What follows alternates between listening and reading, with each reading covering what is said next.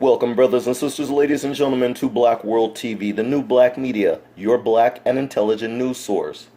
Well, family, today's video broadcast is about a man who planned to bomb a hospital during this pandemic to publicize his white supremacist views.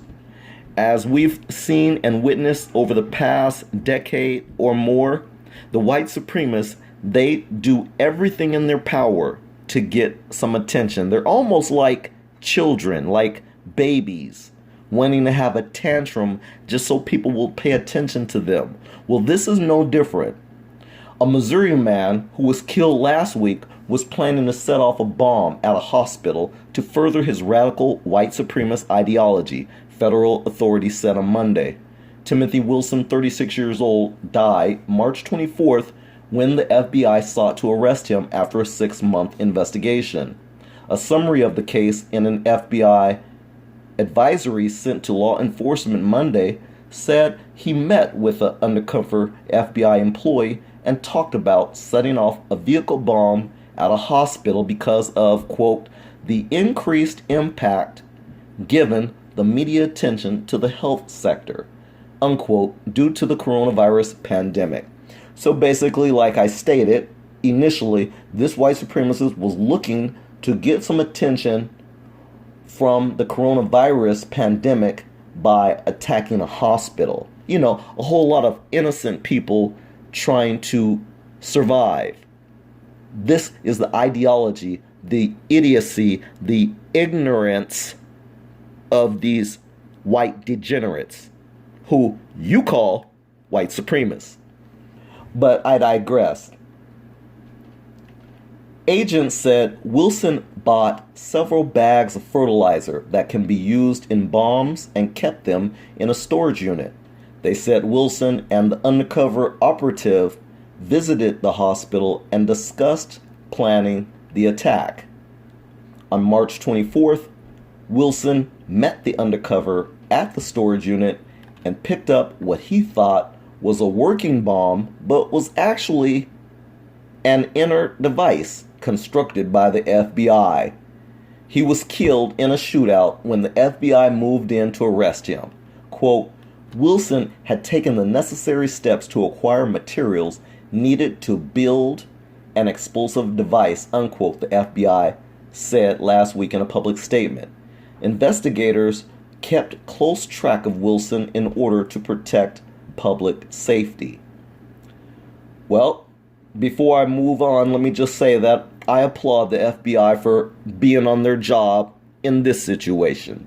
It's not like they can get a hold and a handle on all of our domestic terrorist attempts, because as we know, there has been some that were carried out by white degenerates in the past, and they were successful. But I digress. I'm just glad that the FBI were on their job this time. So the bulletin said he came under investigation in September when the FBI arrested a Fort Riley, Kansas soldier by the name of Jarrett William Smith. Agents said Smith told others how to make bombs and talked about wanting to carry out attacks in the United States. They said he and Wilson talked about how to make explosive devices, quote, to further their racially motivated violent extremist ideology, unquote. Well, Smith pleaded guilty in February to distributing bomb-making instructions and will be sentenced in May. Hopefully, they throw the book at him when they sentence him in May. The FBI said Wilson's plot reflects a trend among white degenerates who are seeking to maximize their audience and the dissemination of their message. Well, that is the extent of this video broadcast, but I will further say that yes, we have seen this upward trend among these white degenerates who seem to want to maximize their attacks by utilizing or using whatever the today's chaos or epidemic or situation is about. They seem to always want to capitalize on those points. So as I close off this video broadcast, let me just say that these people without color, and I'm going to use that term instead of saying white sometimes. You will hear me say people without color, because after all, they call us people of color, right? They like to call us minorities and all these different names, including black, when our skin is a beautiful, beautiful, rich brown complexion. But nonetheless, they like to refer to us as black anyway. We're going to call them what they are, people without color. And so when I made a point just the other day talking to someone that I was going to use that term, they got so butthurt and then said that I was being racist. I was being racist because I called them a person without color. Can you believe that? But this is how these white degenerates, they do these days. They try to flip the switch and blame you for their foul, bad, ill behavior. So I'm going to close this video broadcast off by stating, again, I'm just glad the FBI were on their job, and I hope they continue being on their jobs, because as we know, these white degenerates that we usually call white supremacists, they have been on the rise, and I'm glad that we have law enforcement who are monitoring them closely, because after all, they are America's biggest threat. There's been no other threat that has done even a fraction of what these degenerates have done. Not even a fraction. So you can't even change the narrative into anything else. These people without color, they are your issue. This is Black World TV, the new black media. It's on this dead-end street in Belton where the FBI say they met Timothy Wilson on Tuesday. He thought he was there to pick up a car bomb. Instead, agents were there to arrest him. I asked him what happened. He said, "Oh, I can't talk about it." And then I started looking out, and it was like one of those shows on TV with black SUVs, and it was federal. You could tell. During the operation, the armed 36-year-old suspect was injured. He later died at the hospital. At the same time, agents were at this house on Hickory Leaf Lane in Raymore, where neighbors say Wilson lived with his grandmother. There was two unmarked FBI trucks out here, and they were bagging and tagging evidence and logging it in, loading it on the trucks.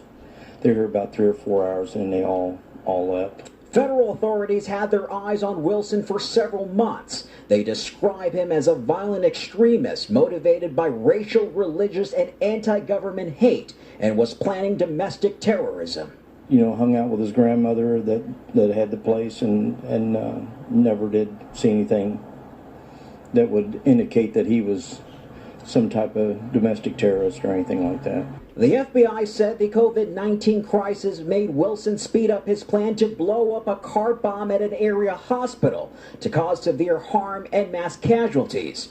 His grandmother was too distraught to speak Wednesday evening. A next-door neighbor was also taken aback. Did he have any radical thoughts, any ideology of blowing up hospitals? No, he was very quiet and subdued. In Raymore, Andres Gutierrez, 41 Action. Williams, NBC News Justice correspondent, joins us. Pete? Well, we learned that the FBI has arrested a soldier in Kansas, a U.S. Army soldier in Kansas, and has charged him with disseminating information on how to build explosive devices. That's the charge here. According to the FBI, they first got onto him in March when he was making remarks on Facebook about how to construct improvised explosive devices, and talked on a Facebook posting about wanting to go to Ukraine to fight with the Ukraine-based violent far-right paramilitary group, the Azov Battalion. And then it says there were a series of conversations between this soldier, whose name is Jarrett William Smith, and an undercover officer. And most of the court documents describe his dealings with an undercover officer.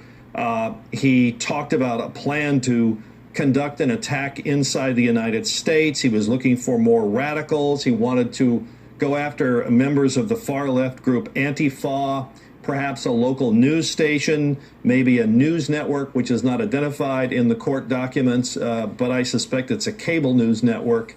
And then at one point in a discussion with the undercover officer, he's talking about perhaps wanting to build improvised grenades, other kinds of improvised bombs, maybe make a homemade gun. The undercover says, you got anyone down in Texas that would be a good fit for fire, destruction, and death? And according to the court documents, Smith answers, outside of Beto, B-E-T-O, an apparent reference to Beto O'Rourke, I don't know enough people that would be relevant enough to cause a change if they died. He was arrested, according to these court documents, on September 21st. All right, family, so you just heard from one of his neighbors who described his demeanor that we don't care about, and the second was a news anchor described the military officer. Black World TV.